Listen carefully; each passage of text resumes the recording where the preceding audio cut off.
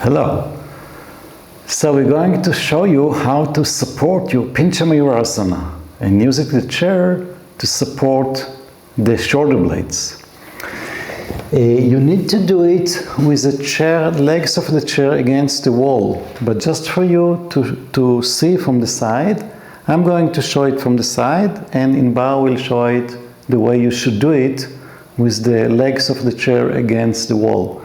So you put the chair, the front of the chair, okay, down. The front of the chair, or the back, actually the back of the chair should be down, and the backrest closer to you. And then you fold it, okay, so from here, you fold the chair, the back of the chair is on the floor, and you catch the bar of the chair, the back bar of the chair, and hold it firmly. And then when you straighten your legs, you should feel the support of the chair. And you come up. Lift your shoulders, stretch your legs up, and you can stay much longer here in Piñchamayūrāsana because of the support.